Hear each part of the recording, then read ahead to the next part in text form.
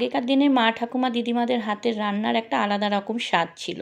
আজ সেই স্বাদ তো আর ফিরে পাবো না। তবু সেই পুরনো দিনের রেসিপির মধ্যে আজকে আমি একটা রেসিপি আপনাদের কাছে নিয়ে এলাম। নমস্কার বন্ধুরা, আমি ঝুমাস ক্রিয়েশন 2.0-তে আপনাদের সবাইকে স্বাগত জানিয়ে আমার আজকের রেসিপি শুরু করছি। আমার আজকের রেসিপি চাল কুমড়ো চিংড়ির ঘন্ট। চাল কুমড়ো তো আমরা অনেক রকমভাবেই রান্না করে থাকি, তবে এইভাবে যদি আপনারা রান্না করেন আমি গ্যারেন্টি দিয়ে বলছি খেতে কিন্তু অসাধারণ লাগে। আর এটা গরম ভাতের সঙ্গে যেমন খেতে ভালো লাগে, তেমনি গরম রুটির সঙ্গেও খেতে কিন্তু খুব ভালো লাগে। তাহলে চলুন শুরু করা যাক পুরনো দিনের সেই সাবেকি রান্না চাল কুমড়ো চিংড়ির ঘন্ট। চাল কুমড়ো চিংড়ির ঘন্ট করতে প্রথমেই যেটা লাগবে সেটা হচ্ছে চাল কুমড়ো। এরকম একটা কচি চাল কুমড়ো আমি নিয়ে এসেছি, সেটাকে কেটে নিয়েছি। কাটাটা আর আপনাদেরকে দেখালাম না, তাহলে ভিডিওটা অনেক বড় হয়ে যাবে। চাল কুমড়োটার খোসা ছাড়িয়ে একদম ছোট ছোট ডুমো করে কেটে নিয়েছি দুটো মিডিয়াম সাইজের পেঁয়াজ কুচিয়ে, আর নিয়েছি চিংড়ি মাছ। চিংড়ি মাছের খোসা ছাড়িয়ে পিঠের কালো নোংরা অংশটা ছাড়িয়ে নিয়ে ভালো করে ধুয়ে নুন হলুদ মাখিয়ে নিয়েছি।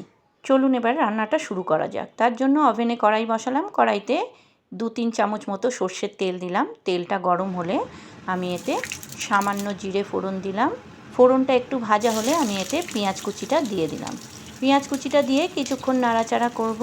পেঁয়াজটা যখন নাড়াচাড়া করবেন তখন গ্যাসের ফ্লেমটা মিডিয়ামে রাখবেন আর অনবরত নাড়বেন যাতে পেঁয়াজটা পুড়ে না যায়। দেখুন কিছুক্ষণ নাড়াচাড়া করার পর আমি এতে চিংড়ি মাছগুলো দিয়ে দেবো। চিংড়ি মাছ আর পেঁয়াজ দুটো একসঙ্গেই কিন্তু ভাজা হয়ে যাবে। আপনারা চাইলে চিংড়ি মাছটা আগেও ভেজে নিতে পারেন, তবে পেঁয়াজের সঙ্গে ভাজলেও কোনো অসুবিধা নেই। চলুন এবার একটা মশলা করে নিই। তার জন্য আমি নিয়েছি একটা মিডিয়াম সাইজের টমেটো, সামান্য একটু আদা, 6-7 কোয়া রসুন আর 3টে কাঁচা লঙ্কা। এগুলো একটা মিহি পেস্ট করে নেব।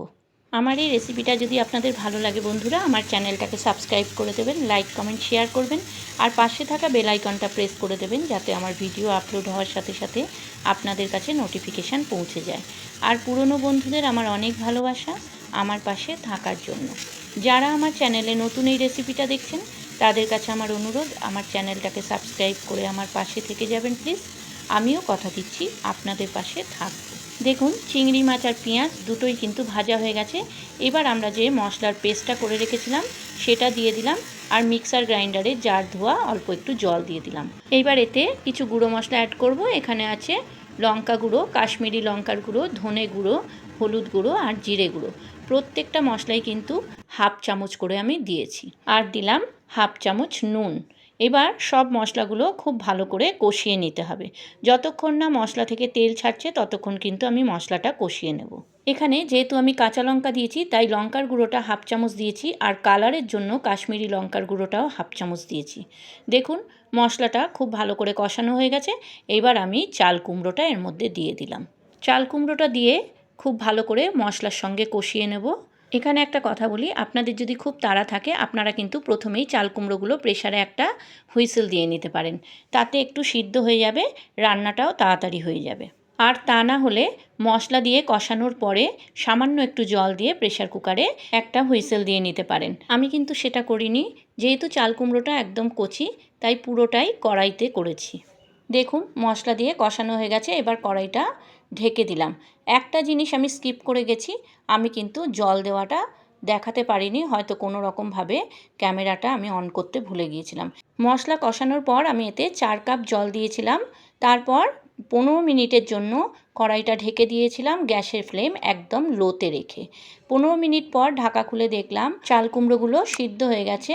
এরপর আমি এতে 1 চামচ মতো চিনি দিলাম আর সামান্য ধনেপাতা কুচি এর ওপর দিয়ে ছড়িয়ে দিলাম। চিনিটা সম্পূর্ণ অপশনাল, আপনারা চাইলে দিতেও পারেন নাও দিতে পারেন, তবে আমি সব রান্নাতেই অল্প বিস্তর চিনি দিই টেস্টের ব্যালেন্সের জন্য। দেখুন চাল কুমড়োগুলো কিন্তু খুব ভালো করে সিদ্ধ হয়ে গেছে। আর কিছুক্ষণ ফুটিয়ে গ্রেভিটা যখন ঘন হবে আমি এটা সার্ভিং বলে সার্ভ করে নেব। আপনারা কে কোথা দিয়ে আমার এই ভিডিওটা দেখছেন বন্ধুরা কমেন্টে জানাবেন। আর রেসিপিটা আপনাদের কেমন লাগলো সেটাও কিন্তু কমেন্টে জানাতে ভুলবেন না। প্রতিদিনের মতো আজও বলছি, কাছের দূরের নতুন পুরনো সকল বন্ধুদেরকে জানাই আমার আন্তরিক ভালোবাসা।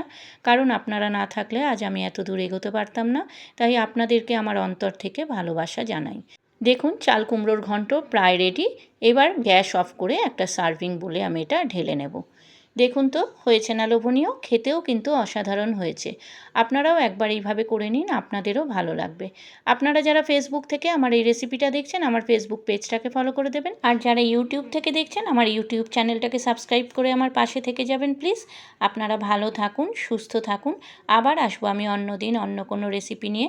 আজকের মতো চলি। ধন্যবাদ বন্ধুরা।